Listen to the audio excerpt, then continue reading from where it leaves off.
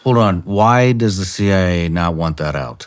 Because they don't believe Hamza bin Laden's alive. Hamza wants to do everything in his lifetime. Hamza is the number one guy of what is now called the Islamic Army, okay? Okay. So the Islamic Army is Sunni Shia. So Hamza al-Ghamdi is worth $5 million. Hamza bin Laden, who's in charge of Hamza al-Ghamdi and appointed him, he's on the wanted list for $1 million. Hamza's killing it. So apparently the CIA has been trying to curb the U.S. intelligence community and even trying to curb the Brits, saying Hamza's not alive, don't talk about Hamza, and basically the Brits are like, screw you, and they put it out in the press. The funny part is the U.S. press still didn't pick it up. So the U.S. press still went to the CIA, and CIA is like, don't print it. So it went, all over the world. It was all over in India, all over in Africa, and it didn't print here. Hold on. Why does the CIA not want that out? Because they don't believe Hamza bin Laden's alive. Excuse me? I know. How so? He's like running Al-Qaeda. He's hosting meetings like every week. Do they really not believe that? Or I think is this just to cover their tracks? I think they really don't believe it, but then they've put no effort in the last couple of years to be like, well, we should run it down and maybe reverse our assessment. And remember, the same thing happened after Benghazi, right? We knew Al-Qaeda was there in real time. And then they all went down some weird fake protest thing. But then CIA never changed their assessments when they knew Al-Qaeda was on the compound, right? So sometimes it's almost impossible to get the CIA to reverse an assessment. So for those that don't know, Hamza bin Laden he's basically the catalyst here. He is marrying into all these terrorist networks. We discussed this on your previous interview, but just to summarize it, he is kind of uniting them. The common goal is to come to the West, terrorize the West. How is this guy different than his father, Osama? Yeah, Hamza's a problem. So it's really interesting. So Osama bin Laden, first off, Hamza really believes in being kind of undercover and covert. Like, he doesn't want to really go out there and be on TV or even do, like, the audio recordings. Like, he wants to stay under the radar, hidden. He wants you to not even, know he's running things. So he wants a hidden hand in everything. So I told you, they're involved in October 7th. Al-Qaeda is never going to claim responsibility for it.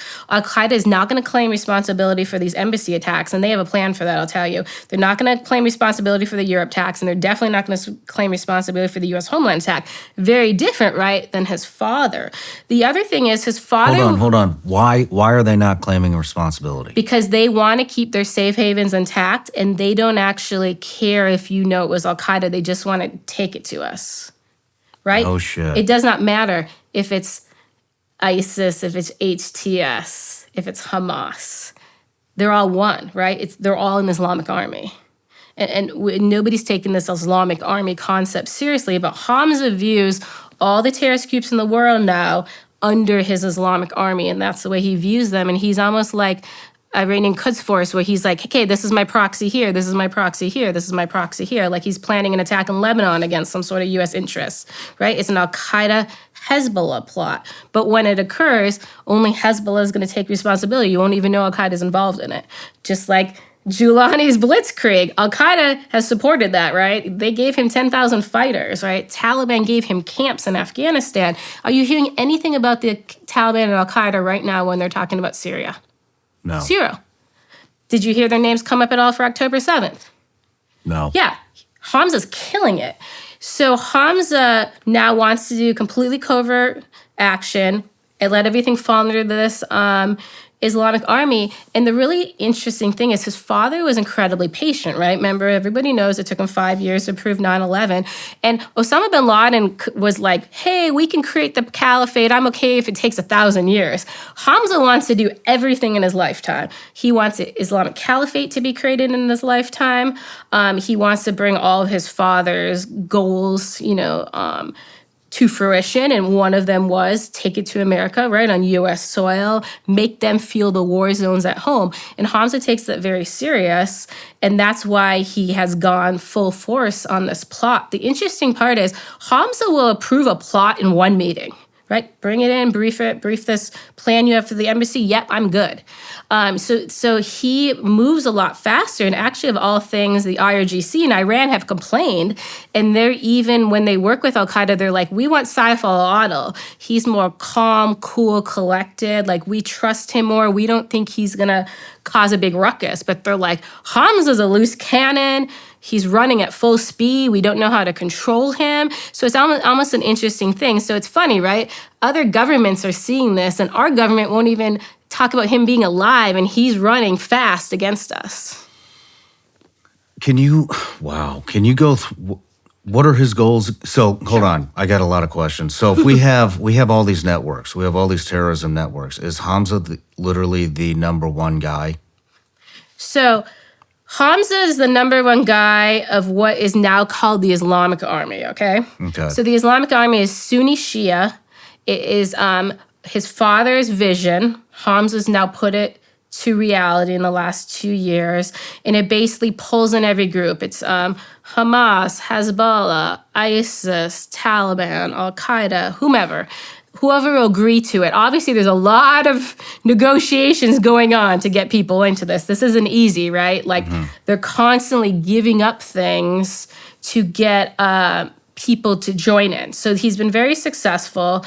They've now trained about 120,000 people under this Islamic Army umbrella. So these new recruits are coming in.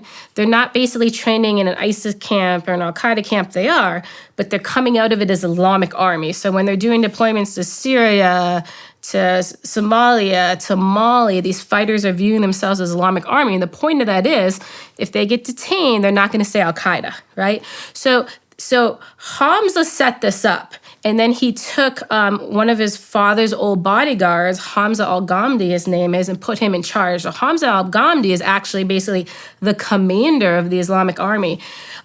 Maybe like a month ago, FBI upped his reward. So this is funny. So Hamza al-Ghamdi is worth $5 million. Hamza bin Laden, who's in charge of Hamza al-Ghamdi and appointed him, he's on the wanted list for $1 million. So we don't even have our priorities right of who's in charge, who the enemy is, what they're involved in. So so there's the whole Islamic Army piece, okay? Now, under the Islamic Army falls the original goals of Osama bin Laden, right? One is to push the U.S. out of the Middle East. That's the wave of attacks that had the Israel attack, right? It's going to be the wave of attacks or the embassy attacks, right? Because it's to push us out of embassies in the Middle East, like they're targeting U.S. Embassy Baghdad, for example, right? Makes perfect sense. And then there is the restoration of the caliphate.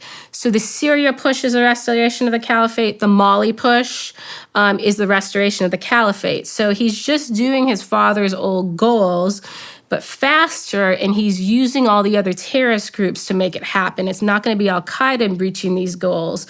It's going to be Al-Qaeda, ISIS, whomever. And the way that they're dealing with it is when they're sitting down making these agreements. So when they sat down and talked about Syria and Iraq, okay? Al-Qaeda now has given up the thought of, I want to own territory. Al-Qaeda's thought, I want to be the governments, right? Or I want my allies to be the government. So they more want a political power. So they sat down with ISIS and says, ISIS, if you want to run certain parts of Syria, you want to run certain parts of Iraq, and they've had the same discussion with IRGC, like, we're fine with that. Like, let's come to agreement on what that looks like. So there's some really interesting partnerships going on when you'd say, oh, no, they're against each other. It's like, no, they're finding ways to compromise because they all want the same things in a different way. You had mentioned they have a couple of different goals, well, a handful of goals. You'd mentioned Europe, you mentioned Israel, I believe, you mentioned the U.S. Where are all the targets and Sure. what are the goals? So Let's leave the U.S. for last. Sure. So if you talk about Israel, obviously there was the big Hamas attack, and then they actually have a couple other waves of attacks. I know one of them, and I shared it. I'll probably get yelled at for sharing that one too.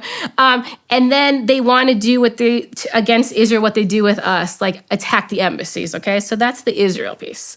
And then they want to do attacks on Europe. But the interesting part is, even their Europe attacks, they're still leaning towards, hey, when we go attack Norway or whomever, we want to attack the U.S. embassy there. So we're still almost the target, even though they want to do the attack in that country. And then the last piece is they want this October 7th style attack in multiple places in Europe and then in the U.S. And that's the one that Scott talked to you about that we had, in the AQ 2.0 book. But I realized he didn't give it to you when he was here. No matter where you're watching Shawn Ryan Show from, if you get anything out of this, please like, comment, subscribe, and most importantly, share this everywhere you possibly can. And if you're feeling extra generous, please leave us a review on Apple and Spotify podcasts.